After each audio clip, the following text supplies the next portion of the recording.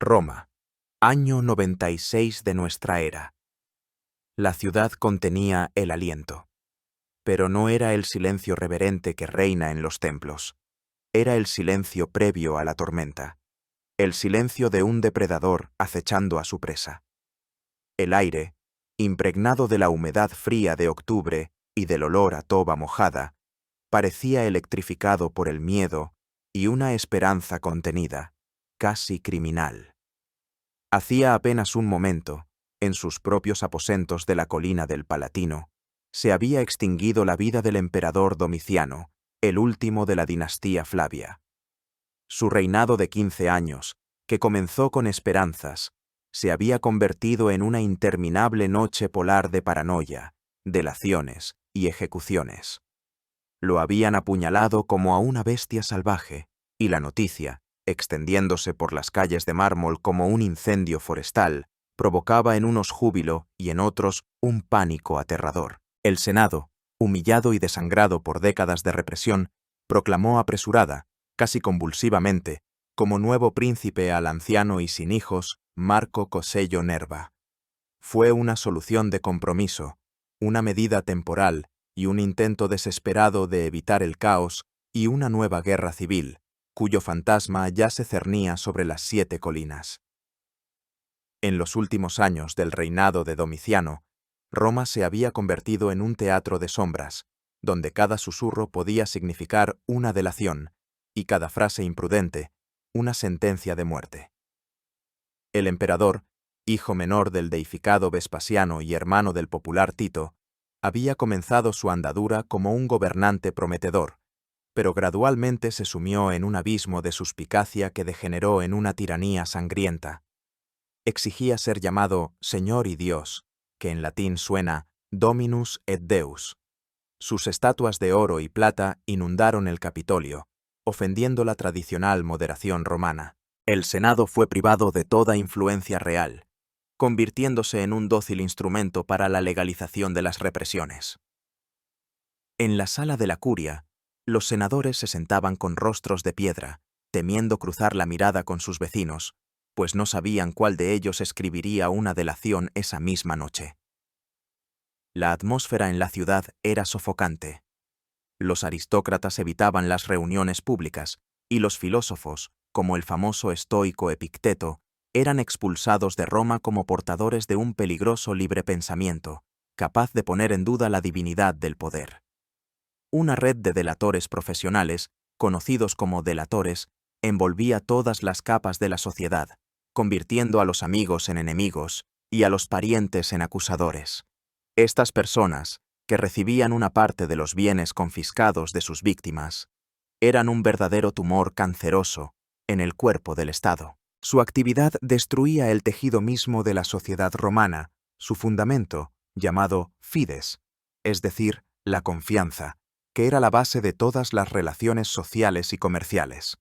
Ahora, todos temían hablar con franqueza incluso con sus seres queridos, y los banquetes amistosos se convirtieron en reuniones formales donde se sopesaba cada palabra. Víctimas de su paranoia cayeron incluso miembros de su propia familia, como por ejemplo su primo hermano Tito Flavio Clemente. Fue ejecutado por una vaga acusación de ateísmo, tras la cual posiblemente se ocultaba una simpatía por el judaísmo o por el cristianismo en auge. Fue en este ambiente venenoso donde maduró una conspiración en la que se entrelazaron la venganza personal y el miedo por la propia vida. En ella participaron incluso las personas más cercanas al emperador, incluida su esposa Domicia Longina, quien, según el testimonio del historiador Dion Casio, descubrió su propio nombre en la última lista de proscripción de su marido. A la conspiración se unieron también los 2 prefectos de la Guardia Pretoriana, Petronio II y Norbano, al comprender que les esperaba el mismo destino.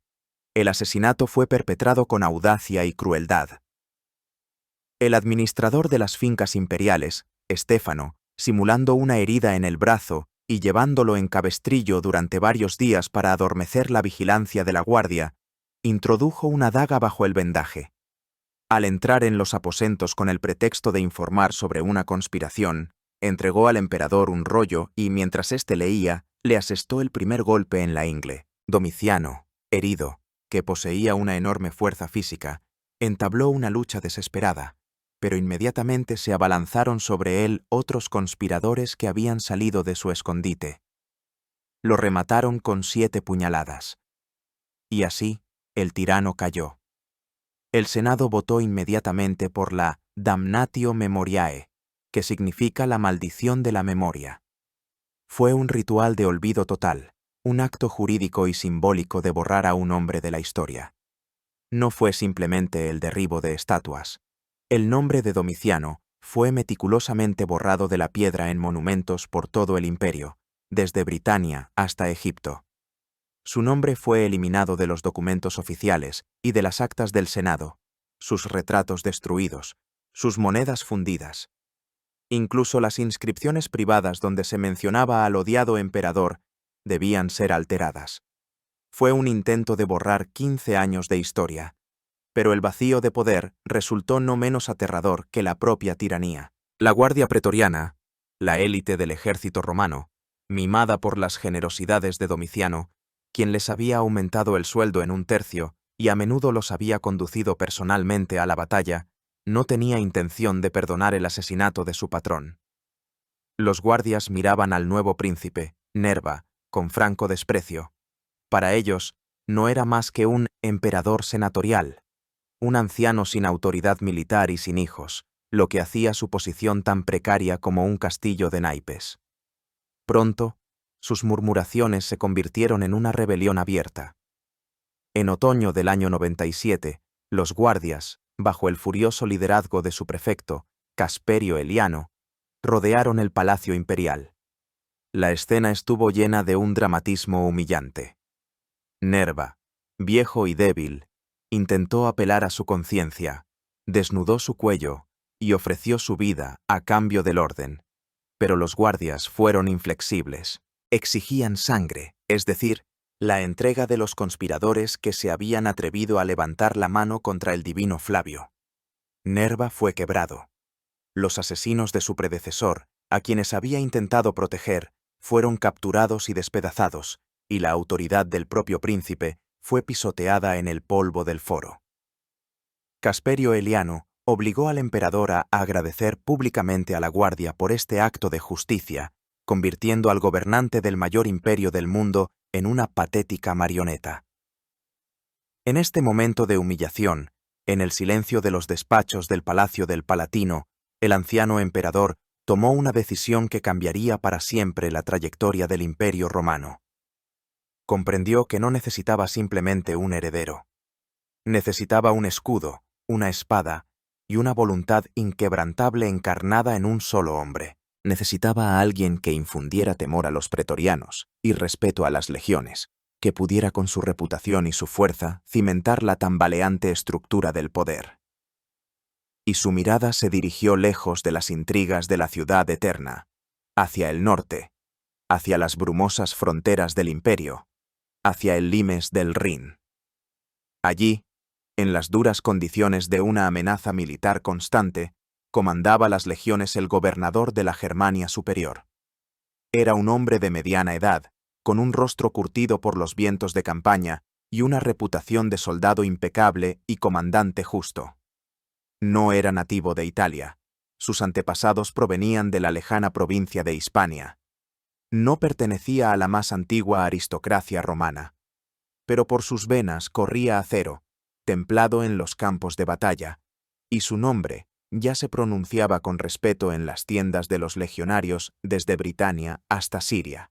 Se llamaba Marco Ulpio Trajano. Nadie sabía aún que este provincial, este soldado hasta la médula, estaba destinado no solo a salvar a Roma de otra crisis, sino a elevarla a una altura nunca antes vista, a expandir sus fronteras hasta el límite y a pasar a la historia con un nombre que se convertiría en sinónimo del gobernante ideal, Optimus Princeps, el mejor de los emperadores.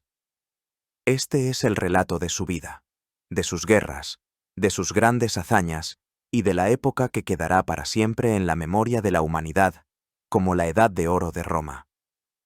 Marco Ulpio Trajano nació el 18 de septiembre del año 53 de nuestra era en la ciudad de Itálica, situada en el sur de Hispania. Hoy son las afueras de la moderna Sevilla. El propio hecho de su nacimiento fue significativo. Se convirtió en el primer emperador romano nacido fuera de Italia. No fue una simple coincidencia geográfica, sino un reflejo de profundos cambios en la propia sociedad romana. El imperio dejaba de ser simplemente Roma, gobernando sobre pueblos sometidos. Se estaba convirtiendo en un organismo civilizatorio unificado, donde la lealtad y los méritos significaban más que el lugar de nacimiento. La provincia de la Bética era una de las partes más romanizadas y prósperas del imperio. Se la llamaba la Arabia Feliz de Occidente. Los fértiles valles del río Betis, el actual Guadalquivir, producían enormes cosechas de aceitunas y uvas. El aceite de oliva hispano, transportado en miles de ánforas con sellos de los productores, alimentaba a Roma y sus legiones, y la salsa de pescado local, el garum, era considerada un manjar en las mesas de los aristócratas. De sus entrañas se extraía plata, cobre y plomo. Hispania dio a Roma no solo a Trajano y Adriano, sino también a gigantes de la literatura como Séneca y Lucano, lo que atestigua el altísimo nivel de integración cultural. La ciudad de Itálica, fundada en el año 205 antes de nuestra era por el gran Escipión el Africano como un asentamiento para veteranos heridos en las guerras con Cartago, era una auténtica pequeña Roma en Hispania. Tenía sus propios templos, teatros, termas, magníficos mosaicos y amplias calles pavimentadas. La ciudad se enorgullecía de su enorme anfiteatro, con capacidad para 25.000 espectadores, lo que era un testimonio de su riqueza y prestigio. Se hablaba allí un latín purísimo, posiblemente incluso más correcto que en la propia y multinacional Roma. La familia de los Ulpianos, a la que pertenecía Trajano, no formaba parte de la antigua aristocracia patricia que se remontaba a los fundadores de Roma. Eran descendientes de aquellos mismos colonos itálicos que varios siglos antes habían llegado a esta tierra con las armas en la mano. Era una nueva nobleza, la nobleza de la espada y el servicio, cuya posición se basaba no en la antigüedad del linaje, sino en el servicio leal al Estado. El padre del futuro emperador, Marco Ulpio Trajano el Mayor, fue un brillante representante de esta nueva élite. Hizo una brillante carrera militar y política, el llamado cursus honorum, recorriendo el camino desde legionario hasta senador y cónsul. Bajo el emperador Vespasiano, fue gobernador de Siria, una de las provincias clave y más ricas de Oriente, donde comandó con éxito las legiones durante la Primera Guerra Judeo-Romana, sofocando los últimos focos de resistencia. No era solo un cargo honorífico, sino una enorme responsabilidad, pues Siria era la cabeza de puente para el enfrentamiento con el Imperio Parto y el centro de todo el comercio oriental. El éxito de Trajano el Mayor en este puesto consolidó para la familia de los Ulpianos una reputación de administradores fiables y competentes. Por sus méritos, fue galardonado con los ornamentos triunfales, o en latín, ornamenta triunfalia, la más alta condecoración militar accesible para un no emperador. Su éxito y su impecable reputación abrieron las puertas de la alta sociedad también para su hijo. La madre de Trajano fue Marcia, una mujer de un noble linaje romano, lo que también fortalecía la posición de la familia. Trajano también tenía una hermana mayor, Ulpia Marciana, por quien sintió un profundo afecto y respeto durante toda su vida, llegando a deificarla tras su muerte.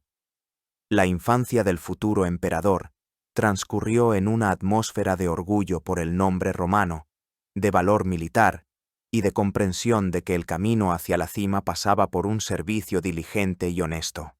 Desde joven absorbió la idea de que ser romano no era un derecho de nacimiento, sino un deber que debía demostrarse con hechos. Siguiendo la tradición familiar, Trajano eligió la carrera militar. Era el camino natural y único posible para un joven aristócrata de su temple. Comenzó su servicio como tribuno militar, o tribunus laticlavius, que era el primer peldaño estándar para los vástagos de familias senatoriales y suponía el aprendizaje del arte del mando bajo la dirección de un legado experimentado. Pasó 10 años en las legiones, y no fue una sinecura en guarniciones tranquilas. Su servicio transcurrió en las fronteras más conflictivas del imperio. Sirvió bajo las órdenes de su padre en Siria, donde conoció de cerca al eterno rival de Roma, el Imperio Parto, y en el Rin, donde las legiones contenían la constante presión de las tribus germánicas de los catos, usípetes y téncteros. La frontera del Rin, o Limes Germanicus, era un complejo sistema de fuertes, atalayas y calzadas que requería una vigilancia constante y la disposición a repeler las incursiones de los bárbaros. La vida aquí era dura, frío húmedo, toscas ropas de lana, patrullas y trabajos de construcción constantes. Fue aquí donde Trajano aprendió a valorar la ingeniería como la base del éxito militar. Fueron años que lo formaron como persona y como comandante. A diferencia de muchos aristócratas, Trajano no rehuía las penalidades de la vida de soldado. Los historiadores antiguos como Dion Casio y Plinio el Joven pintan unánimemente la imagen de un general ideal. Era alto, de buena presencia, poseedor de una enorme fuerza física y resistencia. Pero lo más importante es que compartía todas las dificultades con sus soldados. Realizaba marchas de muchos kilómetros con el equipo completo, que pesaba más de 30 kilogramos, a la cabeza de la columna. Comía la misma comida sencilla que los legionarios rasos, gachas, galletas y vino agrio, y conocía por su nombre a muchos de sus centuriones y veteranos. Inspeccionaba personalmente los puestos, comprobaba el estado de las fortificaciones y los hospitales, llamados valetudinaria, probaba el agua y la comida destinada a los soldados. Nadaba y cazaba con ellos, participaba en combates de entrenamiento, demostrando un dominio magistral de las armas. Llevaba las mismas sandalias militares, las caligae, que los soldados rasos y participaba personalmente en los trabajos de ingeniería, ya fuera la construcción de un puente o la excavación de una zanja. Tal comportamiento contrastaba fuertemente con la arrogancia altanera de muchos generales y le granjeó el amor y el respeto ilimitados del ejército. Los soldados veían en él no solo a un jefe, sino a uno de los suyos, un padre comandante, o pater militum, que se preocupaba por ellos pero exigía una disciplina de hierro. Era estricto pero justo, y su autoridad no se basaba en el miedo, sino en un profundo respeto. Estos años en la frontera le enseñaron no solo táctica y estrategia, sino también a comprender la psicología del soldado raso, a gestionar enormes masas de gente y a tomar decisiones rápidas en situaciones críticas. Fue una escuela que ninguna academia filosófica en Roma podría haberle dado. La carrera política de Trajano avanzó lenta pero firmemente. Ocupó sucesivamente los cargos de cuestor, responsable de las finanzas, pretor, que desempeñaba funciones judiciales, y en el año 91 alcanzó la cima de la carrera senatorial, convirtiéndose en cónsul. Todo esto ocurrió durante el reinado de Domiciano, una época compleja y peligrosa. Domiciano, desconfiado y cruel, veía conspiraciones por todas partes, y la sombra de su desfavor podía caer sobre cualquiera. Trajano, como muchos otros, se vio obligado a maniobrar, demostrando una lealtad incondicional y manteniéndose en un segundo plano, sin atraer una atención excesiva. El momento clave que catapultó a Trajano a la primera línea fue la rebelión de Antonio Saturnino, gobernador de la Germania Superior, en enero del año 89. Saturnino, apoyándose en 2 legiones, la 14ª Gemina y la 21ª Rapax, se autoproclamó emperador. Fue una amenaza directa al poder de Domiciano, provocada por su propia tiranía y las represiones contra los senadores. Trajano, en ese momento, comandaba la 7ª Legión Gemina en la Hispania tarraconense.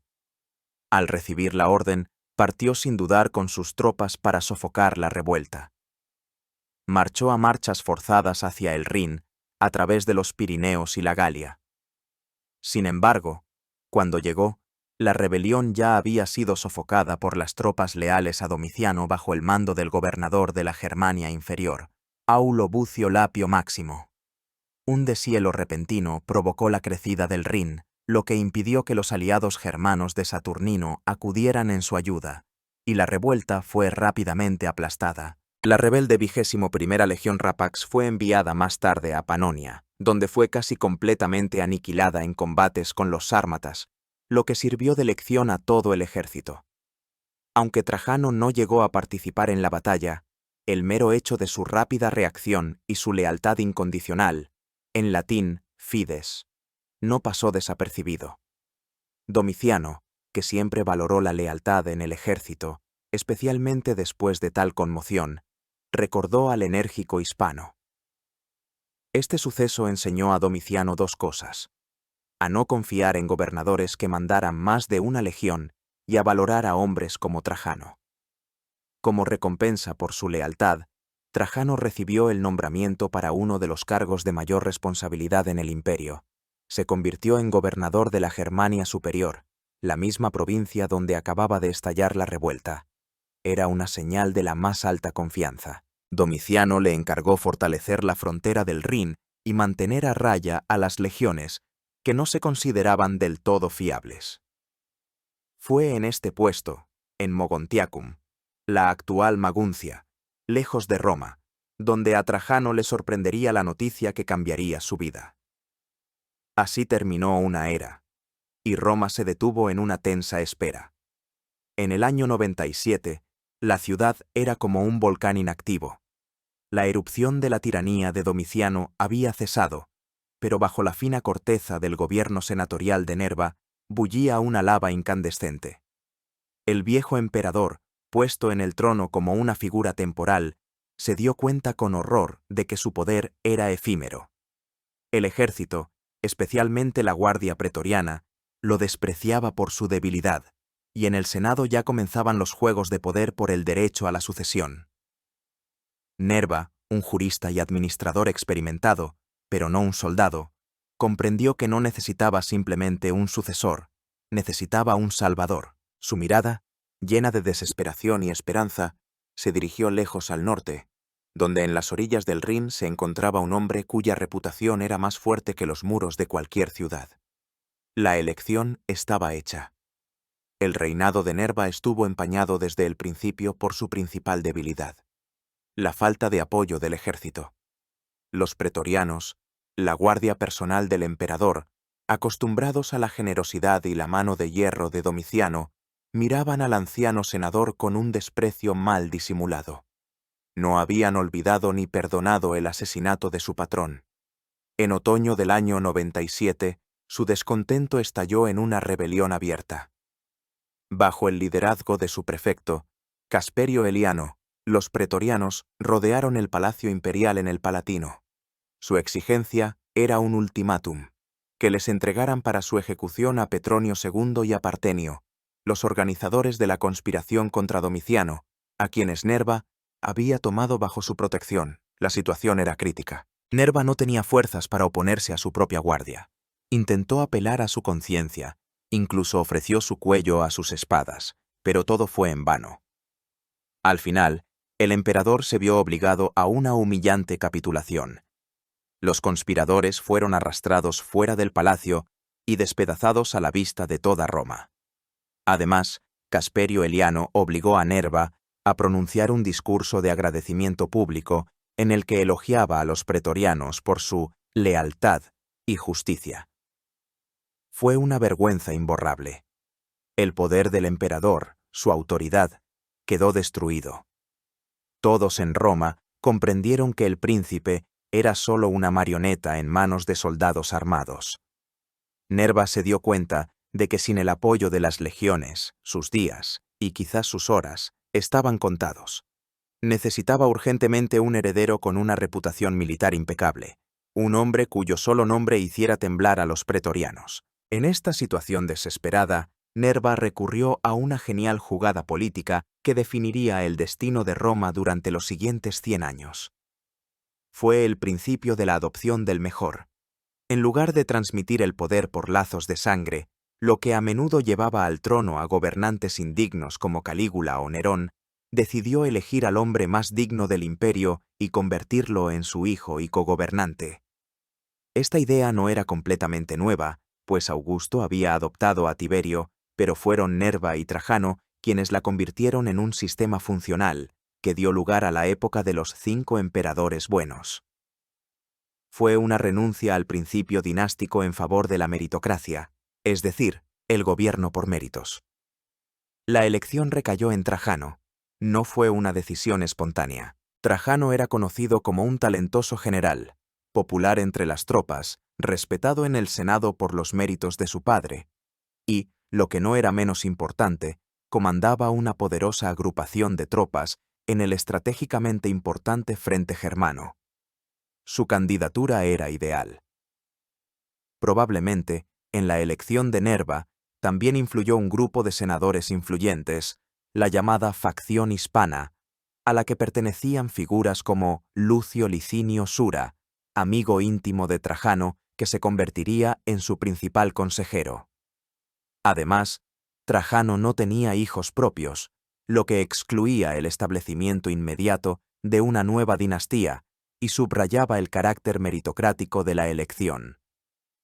En octubre del año 97, durante una solemne ceremonia en la colina capitolina, en el templo de Júpiter Óptimo Máximo, Nerva anunció públicamente su decisión. Dirigiéndose a los dioses y al pueblo de Roma, pronunció la histórica frase: «Que sea para bien del Senado, del pueblo romano y de mí mismo. Adopto a Marco Ulpio Trajano».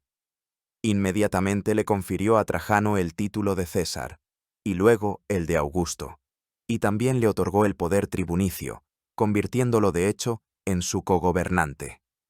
A Germania, al cuartel general de Trajano en Mogontiacum, se envió un mensajero con un regalo simbólico, un diamante, signo de la transmisión del poder. Este mensajero, por cierto, era un pariente lejano de Trajano y su futuro sucesor, Publio Helio Adriano. Trajano recibió la noticia con su calma y dignidad características. No se precipitó a Roma para disfrutar de su nueva posición.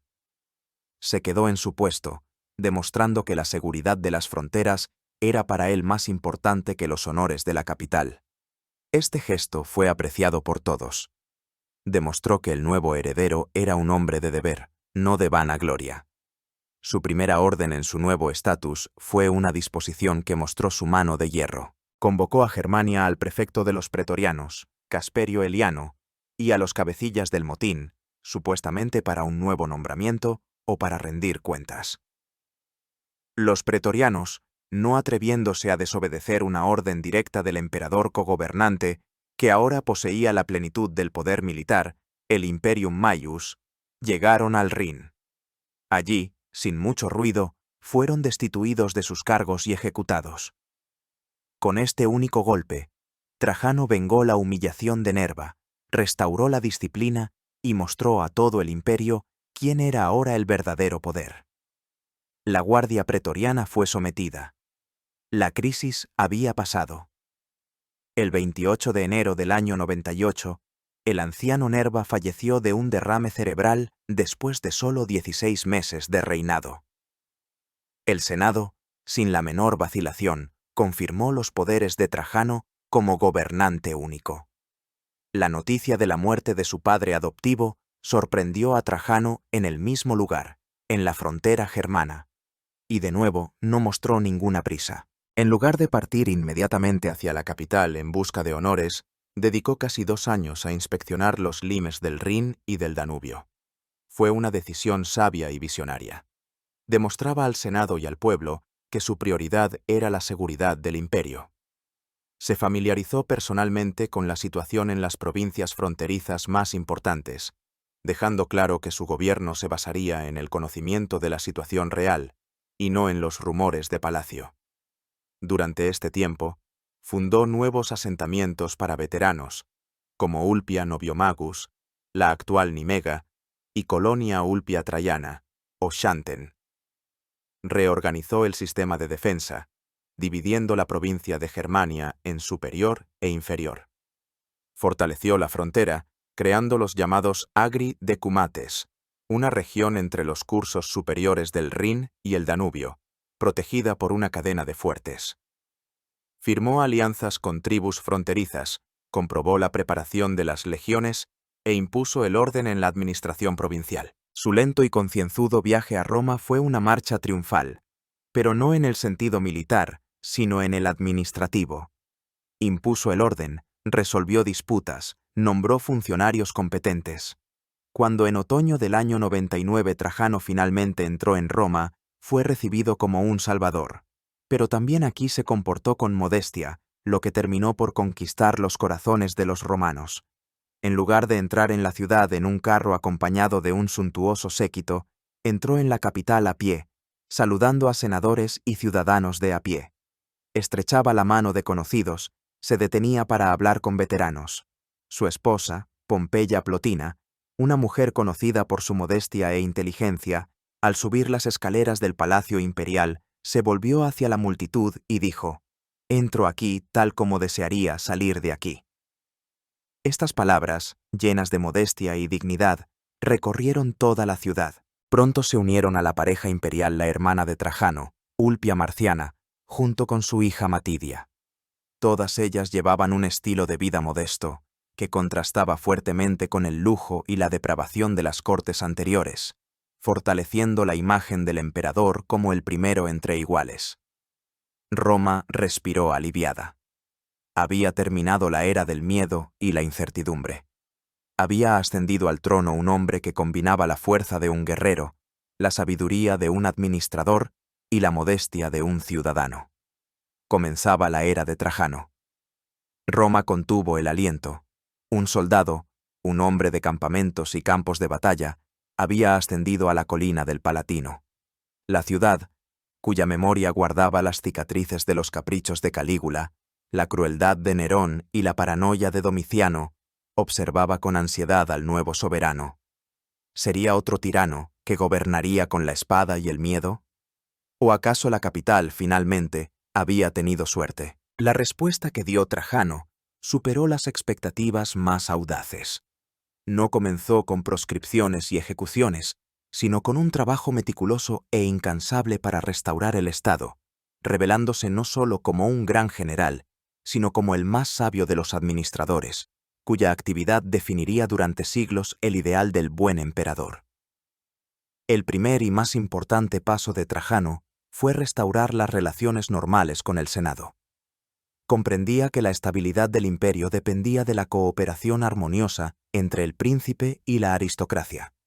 A diferencia de Domiciano, que veía en los senadores solo a potenciales conspiradores, Trajano los veía como socios en el gobierno del Estado. Al llegar a Roma, se presentó en la curia y juró públicamente que ningún senador sería ejecutado sin un juicio justo del propio Senado.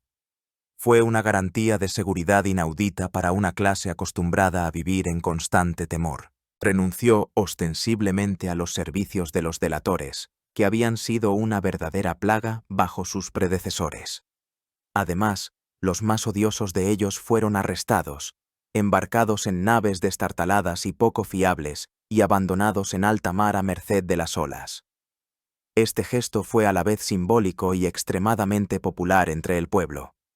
Se dirigía a los senadores con un respeto acentuado, llamándolos padres conscriptos y consultándolos a menudo sobre asuntos importantes. Asistía personalmente a las sesiones, participaba en los debates, se permitía discrepar e incluso perder en las discusiones. Por supuesto, era una política calculada, pues el poder real estaba enteramente en sus manos.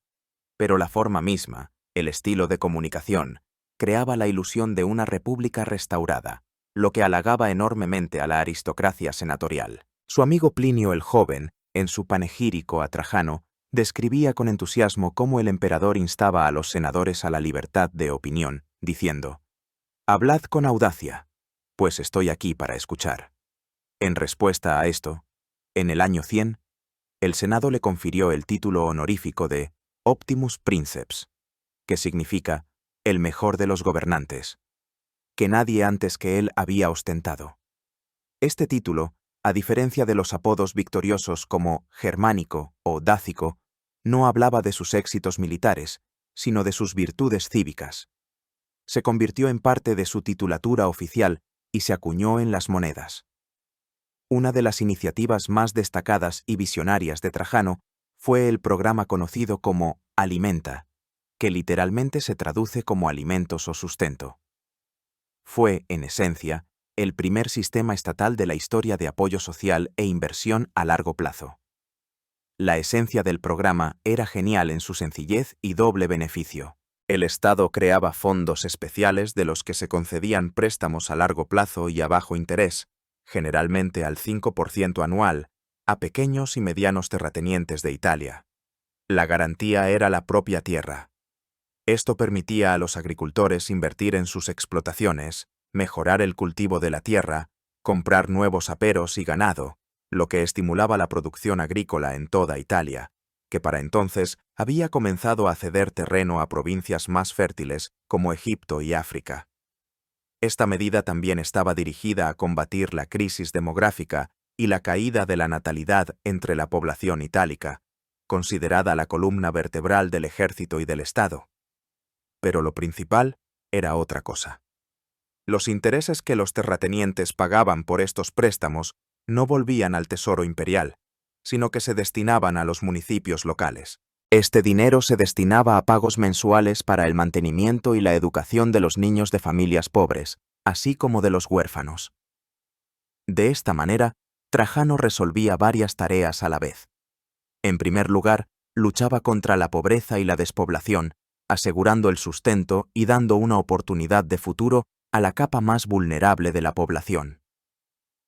Para una familia pobre, los 16 sestercios mensuales por un niño eran un apoyo sustancial, que permitía no solo alimentarse mejor, sino también dar al niño una educación básica, en lugar de enviarlo a un trabajo duro desde una edad temprana. En segundo lugar, apoyaba la agricultura, fortaleciendo la clase de pequeños propietarios, la base de la sociedad y el ejército romanos.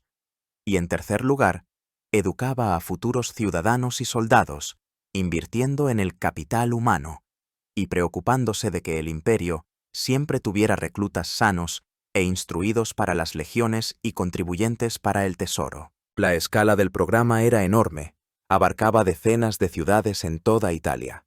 Los hallazgos arqueológicos, como la tabla de bronce de Velella, nos han transmitido informes detallados sobre el funcionamiento de este sistema. En Velella, por ejemplo, un fondo de 1.140.000 sestercios mantenía a 246 niños y 34 niñas, que recibían mensualmente 16 y 12 sestercios respectivamente. El programa Alimenta se convirtió en el ejemplo más claro de la política paternalista de Trajano, de su afán de ser no solo un gobernante, sino también un padre para su pueblo, un pater patriae. Nada hablaba tanto del poder y la prosperidad de Roma como su arquitectura. Trajano, utilizando las colosales riquezas, incluidas las capturadas más tarde en Dacia, desplegó en la capital y en todo el imperio un programa de construcción de una escala sin precedentes. Su objetivo no era solo embellecer la ciudad, sino también mejorar la vida de sus ciudadanos, creando una nueva infraestructura pública. El principal arquitecto e ingeniero de esta época fue el genial sirio Apolodoro de Damasco, a quien el emperador valoraba enormemente. Su tándem fue increíblemente productivo. Trajano planteaba tareas grandiosas, y Apolodoro encontraba para ellas soluciones de ingeniería y artísticas brillantes. La cumbre de su actividad constructora fue el Foro de Trajano, inaugurado en el año 112. Fue el más grande y lujoso de todos los foros imperiales.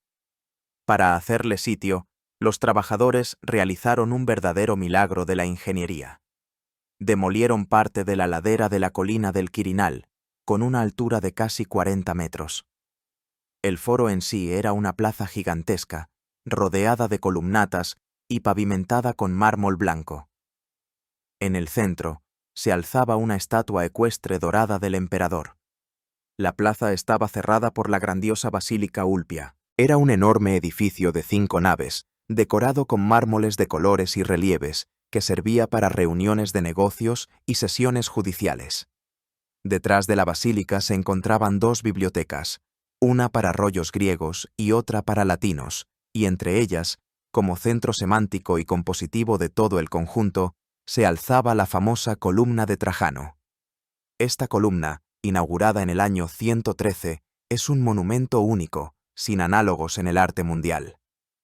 El monumento de casi 40 metros, compuesto por 20 bloques de mármol de Carrara, estaba completamente cubierto por una cinta en espiral de relieves de una longitud total de unos 200 metros. Estos relieves, como un gigantesco cómic de piedra, contaban detalladamente la historia de las 2 guerras dacias. En ellos se representan más de 2500 figuras, legionarios romanos construyendo puentes y campamentos, luchando contra el enemigo, el propio Trajano dirigiéndose a las tropas, y sus adversarios, los dacios. Vemos escenas concretas. El dios fluvial Danubio, bendiciendo el paso de los romanos. Trajano, realizando un sacrificio ritual. Los legionarios construyendo un campamento con una precisión asombrosa. Las mujeres dacias torturando a prisioneros romanos, subrayando la crueldad de la guerra. La columna no era solo un monumento triunfal, sino que también servía de mausoleo, ya que tras la muerte de Trajano, la urna con sus cenizas se colocó en su base. Junto al foro, Apolodoro construyó el mercado de Trajano. Era un complejo de varios niveles de ladrillo y hormigón, una especie de centro comercial antiguo. Incluía más de 150 tiendas, tabernas y oficinas administrativas, distribuidas en varios pisos a lo largo de la ladera de la colina. Este complejo no solo resolvía tareas comerciales, sino que también servía como un gigantesco muro de contención para la colina recortada. Además, Trajano construyó enormes termas en la colina del Esquilino, en el lugar donde una vez estuvo la Domus Aurea de Nerón, devolviendo simbólicamente al pueblo la tierra usurpada por el tirano. Pero Trajano no solo construyó en Roma, por todo el imperio se trazaron nuevas calzadas, como la famosa Vía Trajana, que duplicaba la Vía Apia. Se construyeron acueductos, como el Aqua Traiana en Roma, y puentes, como el de Alcántara en España con la inscripción «Duraré por siempre». También se erigieron instalaciones portuarias en Ostia y Ancona. En Ostia, el principal puerto de Roma, se excavó una gigantesca dársena hexagonal que protegía a los barcos de las tormentas y garantizaba el suministro ininterrumpido de grano a Roma. Esta febril actividad constructora dio trabajo a miles de personas, mejoró las comunicaciones y contribuyó a la prosperidad económica. Trajano no fue solo un constructor, sino también un administrador escrupuloso, que se implicaba en todos los detalles del gobierno de la vasta potencia. Una visión única de su enfoque de la justicia y la administración de las provincias nos la ofrece la correspondencia conservada con su amigo y gobernador de la provincia de Bitinia y Ponto, Plinio el Joven. Plinio, al enfrentarse a un problema complejo, escribía al emperador pidiendo consejo. Trajano respondía, por lo general brevemente, pero siempre al grano. Esta correspondencia abarca una amplia gama de temas, desde auditorías financieras en las ciudades y la construcción de acueductos hasta disputas sobre el estatus de los niños abandonados y la propuesta de Plinio de organizar en Nicomedia un cuerpo de bomberos. Trajano rechazó esta última propuesta, temiendo que cualquier corporación de este tipo, o collegium, pudiera convertirse en un club político, llamado hetaeria, lo que demuestra su cautela. Las más famosas son sus cartas relativas a los cristianos. Plinio, al encontrarse por primera vez con los seguidores de la nueva religión, no sabía cómo proceder con ellos. Preguntaba si debía castigarlos simplemente por el nombre de cristiano o solo por delitos concretos. ¿Debían aceptarse las denuncias anónimas? La respuesta de Trajano se convirtió en la base de la política romana hacia los cristianos durante un siglo y medio. Fue pragmática y carente de fanatismo. En primer lugar, no se debe buscar específicamente a los cristianos. En segundo lugar, no se deben aceptar las denuncias anónimas, pues esto crea un mal precedente y no se corresponde con el espíritu de nuestro tiempo. En tercer lugar, si un cristiano es denunciado oficialmente y se reconoce como tal, se le debe persuadir para que abjure, ofreciendo un sacrificio a los dioses romanos. En cuarto lugar, a los que persisten, se les debe ejecutar, pero no por sus creencias religiosas, sino por su obstinación y desobediencia. En latín, contumacia, a las autoridades. Y en quinto lugar, a los que han abjurado, se les debe perdonar y liberar de inmediato. Esta respuesta demuestra la mentalidad jurídica de Trajano. No veía en los cristianos una seria amenaza política, pero exigía una sumisión incondicional a la ley y al poder romanos. Su reinado, por lo tanto, fue una época de orden, justicia y prosperidad. Sentó las bases administrativas y sociales sobre las que se apoyaba el poder de Roma y preparó al imperio para las mayores conquistas de su historia. Más allá del Danubio, en las brumosas montañas de los Cárpatos, donde hoy se extiende Rumanía, se gestaba una tormenta. Allí gobernaba Decébalo, rey de los dacios, una figura de talla épica. No era un jefe bárbaro salvaje, era un constructor de naciones, un diplomático astuto y un estratega genial que había unificado a las tribus dispersas en un estado poderoso. Ya había humillado a Roma una vez, obligando al emperador Domiciano a pagarle tributo. Para Trajano, un soldado hasta la médula, tal situación era intolerable. El honor de Roma exigía venganza, la seguridad de las fronteras exigía la eliminación de la amenaza, y el tesoro exigía las incalculables riquezas de las minas de oro dacias. El choque de los dos titanes, Trajano y Decébalo, estaba predestinado. Y esta guerra se convertiría en una de las más crueles y grandiosas de la historia del Imperio Romano. Formalmente, existía la paz entre Roma y Dacia, pero era una paz vergonzosa para Roma, firmada por Domiciano en el año 89 tras una campaña militar fallida. Según sus términos, Decébalo se reconocía cliente de Roma, pero en realidad Roma se comprometía a pagarle subsidios anuales y a suministrarle ingenieros militares y artesanos. Decébalo utilizó sabiamente el dinero y la tecnología romanos para fortalecer su propio ejército y construir un potente sistema de fortalezas en las montañas de Orastie. La sociedad dacia estaba militarizada y su religión, vinculada al culto del dios Salmoxis, que prometía la inmortalidad, hacía a sus guerreros intrépidos en la batalla. Decébalo estaba convirtiendo Dacia en un estado unificado que representaba una amenaza constante para las ricas provincias romanas del Danubio. Trajano, siendo aún gobernador, vio claramente este peligro. Para él, la guerra con Dacia estaba condicionada por tres factores clave. El primero era la restauración del honor, o dignitas. Roma no podía tolerar el humillante estatus de tributario de un rey bárbaro. Una victoria sobre Decébalo debía lavar la vergüenza de las derrotas de Domiciano y afirmar el prestigio del nuevo emperador. El segundo factor era la seguridad estratégica. La cuña Dacia, que se adentraba en los dominios romanos en el Danubio, era una fuente constante de inestabilidad.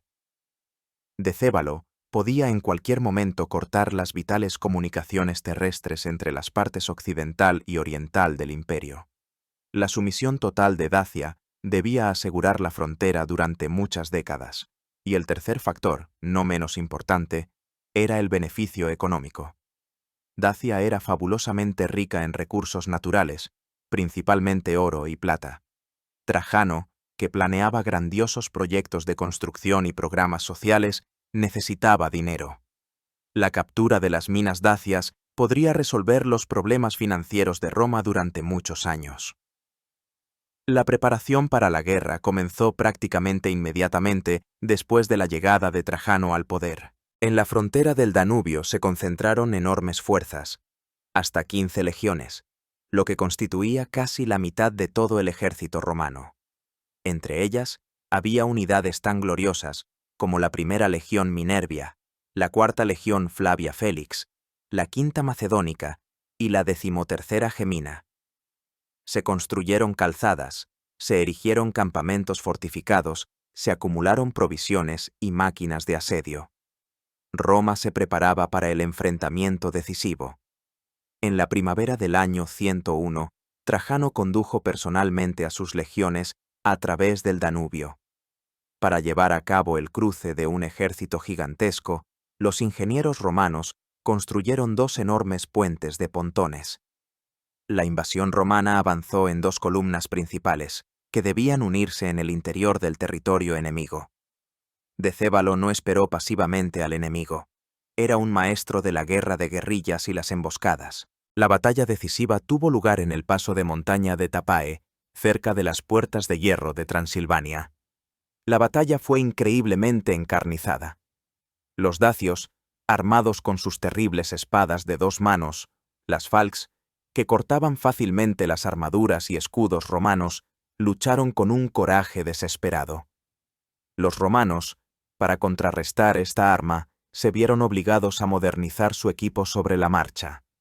A los cascos se les añadieron placas metálicas transversales, y en el brazo derecho se colocó una armadura segmentada, la manica. Los romanos sufrieron grandes pérdidas, pero la disciplina de hierro de las legiones y el genio militar de Trajano, quien, según la leyenda, rasgaba sus propias ropas para hacer vendas para los heridos, finalmente les dieron la victoria.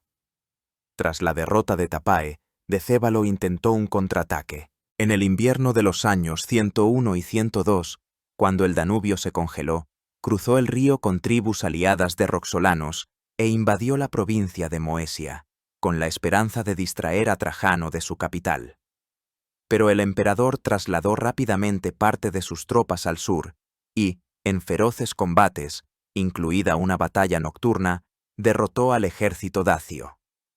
Esta victoria fue inmortalizada en el grandioso monumento Tropaeum Traiani en Adamclisi. En la primavera del 102, los romanos reanudaron la ofensiva sobre la capital dacia, Sarmicegetusa. Paso a paso, abriéndose camino a través de un sistema de fortalezas de montaña, las legiones se acercaron al corazón del reino dacio. Viendo la desesperanza de la situación, Decébalo pidió la paz. Trajano, cuyo ejército también estaba agotado por la dura campaña, aceptó. Las condiciones de paz fueron severas. Decébalo debía derribar las murallas de sus fortalezas, entregar todas las máquinas de asedio y a los desertores romanos, renunciar a una política exterior independiente y convertirse en un fiel aliado de Roma. Trajano celebró un triunfo en Roma y adoptó el título victorioso de Dácico. Pero Trajano no creía en la solidez de esta paz. Sabía que el espíritu indomable de Decébalo no estaba quebrado. Y tenía razón. No pasaron ni 3 años antes de que el rey dacio comenzara a violar los términos del tratado. Reconstruía secretamente las fortalezas, rearmaba al ejército y atacaba a las tribus aliadas de Roma. Para Trajano, fue la gota que colmó el vaso. Esta vez, el objetivo no era solo la victoria, sino la aniquilación total y definitiva del reino dacio y su conversión en una provincia romana. La guerra se reanudó en el año 105. Para asegurar el suministro ininterrumpido de su ejército, Trajano ordenó a Apolodoro de Damasco que construyera un puente de piedra permanente sobre el Danubio en Drobeta. Fue una obra colosal de más de 1 kilómetro de longitud, que se apoyaba en 20 enormes pilares de piedra construidos con la ayuda de cajones de cimentación, es decir, cámaras estancas. No era solo un puente, era una demostración de la superioridad tecnológica y la voluntad inquebrantable de Roma. Esta vez, la ofensiva romana fue aún más poderosa y metódica. Las legiones, en 2 cuñas, estrecharon el cerco alrededor del macizo montañoso de Orastie, donde se encontraban las principales fortalezas dacias. El asedio de la capital, Sarmicegetusa, fue la culminación de la guerra. Los romanos utilizaron todo su arsenal de máquinas de asedio, catapultas, balistas, torres de asedio y arietes. Incluso cortaron el acueducto que abastecía a la ciudad, lo que aceleró su caída. Después de que las murallas fueran perforadas, se entablaron feroces combates callejeros. Antes de la caída de la ciudad, la nobleza dacia, para no caer prisionera, cometió un suicidio masivo, tomando veneno en un banquete de despedida. Esta trágica escena también está representada en la columna. El propio Decébalo, con un pequeño grupo de allegados, logró romper el cerco. Trajano envió en su persecución a la mejor caballería romana. Perseguido de cerca, acorralado, el gran rey de los dacios, para evitar la vergüenza del cautiverio, se suicidó, cortándose el cuello. Su cabeza cortada fue llevada a Trajano y luego expuesta a la vista de todos en las escaleras gemonías de Roma. El reino dacio dejó de existir. Dacia fue declarada provincia romana. Su territorio fue sometido a una colonización total. Según el historiador Eutropio, se trasladaron colonos de todo el mundo romano, en latín, ex toto orbe romano, a las nuevas tierras para poblar las ciudades y cultivar los campos. Fue una política deliberada de sustitución demográfica. Comenzó una intensa romanización de la población local. La lengua latina desplazó al dacio, y es sobre esta base que, siglos después, se formará la lengua rumana moderna y el pueblo rumano, que todavía se considera descendiente de Trajano y los dacios. Se fundó una nueva capital de la provincia, la colonia Ulpia Traiana, Augusta Dacica Sarmicegetusa. Pero el resultado más importante e inmediato de la guerra fueron los tesoros capturados. Los romanos lograron encontrar el legendario tesoro de Decébalo, escondido, según la tradición, en el lecho del río Sargetia. Según los historiadores tardoantiguos, se capturaron unas 165 toneladas de oro y 330 toneladas de plata. Esta lluvia de oro inundó las arcas romanas. Permitió a Trajano no solo cubrir todos los gastos de guerra, sino también abolir los impuestos para los ciudadanos durante todo un año. Organizó unos juegos grandiosos en el Coliseo, que duraron 123 días, en los que lucharon 10.000 gladiadores y se mataron 11.000 animales salvajes. Y, por supuesto, financió su colosal programa de construcción, incluido el foro y la columna, que se convirtieron en un monumento eterno a su gran victoria. El imperio alcanzó la cima de su poder económico y militar. El imperio se bañaba en los rayos de la gloria y el oro. Las fronteras estaban seguras, el tesoro rebosaba de tesoros dacios, y en Roma se erigían majestuosas construcciones. Parecía que había llegado una edad de oro, una época de paz y prosperidad. Pero para un hombre como Trajano, cuya alma se había forjado en el fuego de las batallas, la calma pacífica podía parecer tediosa. Su mirada, ya no joven, pero todavía consumida por una insaciable sed de gloria, se volvió hacia el este, hacia donde, más allá del río Éufrates, yacían las tierras del eterno rival de Roma, el Imperio Parto. Soñaba con superar al propio Alejandro Magno, con entrar en competición con la leyenda. Esta campaña se convertiría en su última, más ambiciosa y más trágica empresa. El enfrentamiento entre Roma y Partia fue el leitmotiv de toda la política exterior romana durante siglos. El recuerdo de la vergüenza de Craso, cuyas legiones fueron aniquiladas en Carras y cuyas águilas fueron capturadas por el enemigo, todavía vivía en los corazones de los romanos. Aunque bajo Augusto y Nerón se había alcanzado un frágil compromiso, basado en el control conjunto del Estado tapón de Armenia, esta región seguía siendo una constante manzana de la discordia. El Imperio Parto, con su caballería pesada de catafractos y sus rápidos arqueros a caballo, era la única fuerza capaz de lanzar un serio desafío militar a las legiones. El pretexto inmediato para la guerra, el casus belli, fueron las acciones del rey parto Osroes I. Intervino una vez más en los asuntos armenios, derrocando al gobernante prorromano y colocando en el trono a su protegido, Partamasiris.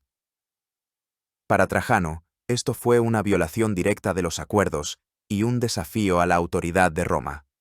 No podía dejarlo sin respuesta, pero los verdaderos motivos del emperador eran mucho más profundos. En primer lugar, estaba la sed de gloria, la imitación de Alejandro, o imitatio Alexandri. Trajano ya tenía más de 60 años. quería coronar su reinado con una gran victoria que lo situara al mismo nivel que los más grandes conquistadores de la historia, y en primer lugar, con Alejandro Magno. En segundo lugar, había intereses económicos. El control de Mesopotamia y el acceso al Golfo Pérsico darían a Roma un acceso directo a las rutas comerciales marítimas que conducían a la India. Esto permitiría obtener fabulosas ganancias del comercio de especias, seda y otros artículos de lujo, evitando a los intermediarios partos. Y en tercer lugar, existía una ventaja estratégica: la aniquilación definitiva de Partia, que estaba desgarrada por disputas internas entre diferentes pretendientes al trono, eliminaría a la única gran potencia capaz de enfrentarse a Roma en igualdad de condiciones y aseguraría para siempre las fronteras orientales del imperio.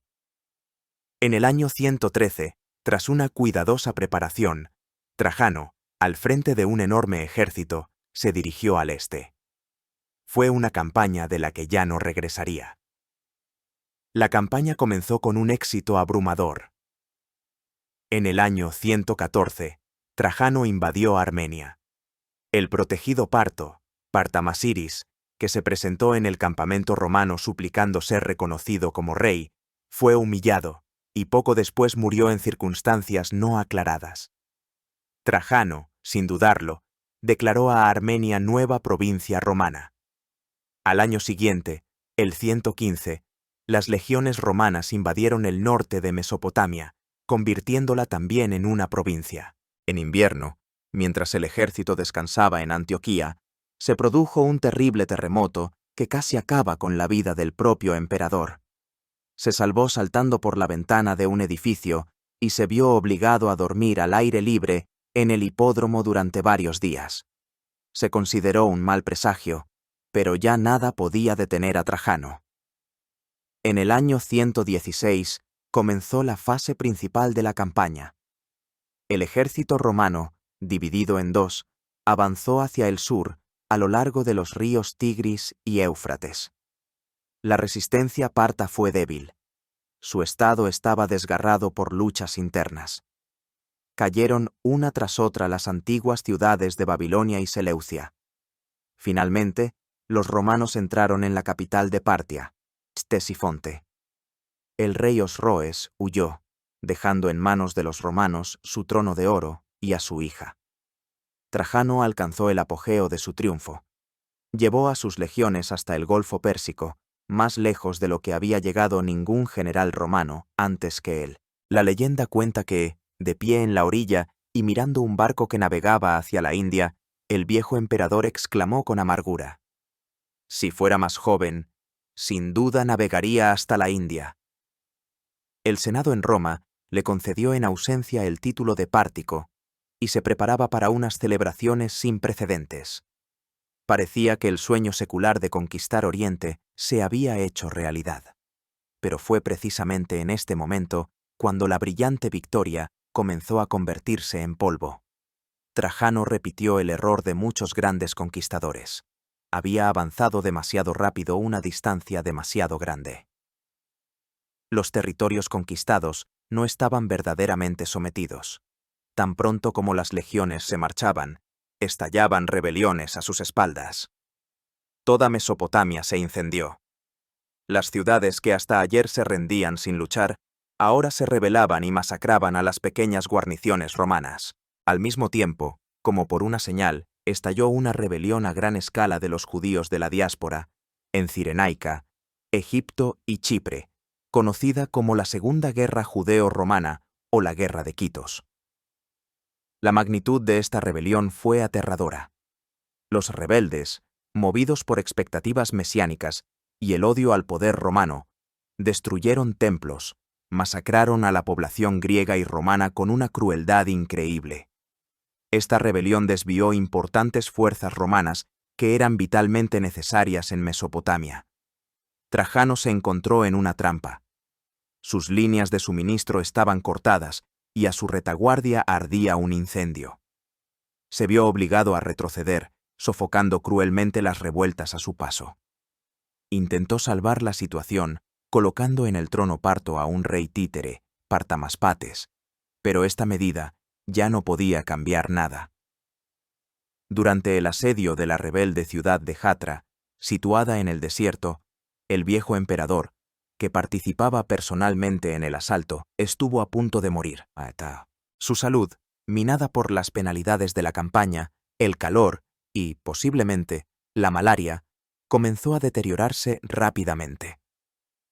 A principios del 117, dejando el mando en Mesopotamia a su legado Lucio Quieto, Trajano, enfermo y quebrado, emprendió el camino de regreso a Roma. Pero nunca llegó a la ciudad eterna. En la ciudad portuaria de Selinunte, en Cilicia, en la costa sur de la actual Turquía, sufrió un derrame cerebral. Falleció el 8 o el 9 de agosto del año 117. Su última voluntad, según la versión oficial, fue la adopción de su pariente lejano y gobernador de Siria, Publio Helio Adriano. Aunque las circunstancias de esta adopción todavía suscitan controversias entre los historiadores, ya que los documentos de adopción fueron firmados por la esposa de Trajano, Plotina, ya después de su muerte, fue Adriano quien se convirtió en su sucesor. La gran era de las conquistas había terminado. El hombre se había ido, pero su nombre se convirtió en una oración, en un modelo con el que se compararían todos los gobernantes posteriores. Durante siglos, al ascender al trono un nuevo emperador, el Senado pronunciaría el deseo ritual: Felicior Augusto, Melior Traiano, que significa: sé más afortunado que Augusto y mejor que Trajano. Pero, ¿cuál fue el verdadero legado de este titán, nacido en una lejana provincia? ¿Qué quedó después de él? ¿Solo fronteras expandidas hasta el límite pero inestables? ¿O algo más, grabado para siempre en el tejido de la civilización occidental? El resultado inmediato del reinado de Trajano fue el logro por parte del Imperio Romano de su máxima extensión territorial. Desde las brumosas costas de Escocia hasta las ardientes arenas de Arabia, desde la costa atlántica de Hispania hasta las montañas de Armenia y las marismas de Mesopotamia, nunca antes ni nunca después el poder de Roma se extendió tan lejos. Sin embargo, este apogeo fue efímero. La primera decisión del sucesor de Trajano, Adriano, fue la renuncia a las conquistas más recientes e inestables. Retiró inmediatamente las legiones de Mesopotamia y Asiria, devolviendo la frontera con Partia al río Éufrates. También renunció al gobierno directo de Armenia, devolviéndole su estatus de reino tapón. Este paso, que provocó las protestas de muchos generales halcones, fue dictado por un crudo pragmatismo. Adriano comprendió lo que Trajano, en el ardor de su última campaña, no quiso reconocer. El imperio había alcanzado los límites naturales de su expansión. Una mayor expansión no solo era desventajosa económicamente, sino también peligrosa desde el punto de vista militar. La era de las grandes conquistas fue reemplazada por una era de defensa y fortalecimiento de las fronteras, cuyo símbolo se convirtieron los famosos muros de Adriano en Britania y Germania. El reinado de Trajano, por lo tanto, no solo fue la culminación, sino también un punto de inflexión en la historia de Roma. Si el legado militar de Trajano resultó ser ambiguo, su contribución al desarrollo del Estado y la sociedad romanos fue verdaderamente colosal y duradera. Creó el modelo ejemplar del buen emperador. Su asociación con el Senado, su preocupación por la justicia, su generosidad hacia el pueblo y su modestia en la vida personal se convirtieron durante siglos en el estándar por el cual se juzgaba a otros príncipes. La leyenda de su justicia fue tan fuerte que incluso en la Edad Media, teólogos cristianos como Dante Alighieri colocaron el alma del emperador pagano en el paraíso, creyendo que el Papa Gregorio Magno con sus oraciones lo había salvado del infierno. Esta leyenda es un testimonio asombroso de la fuerza de su reputación. Su programa Alimenta fue un paso revolucionario en la esfera social, sentando las bases del apoyo estatal a los necesitados y de la inversión en el futuro de la nación. El foro, el mercado, los puentes y las calzadas que construyó no solo transformaron Roma y las provincias, sino que se convirtieron en la cumbre de la ingeniería y la arquitectura romanas.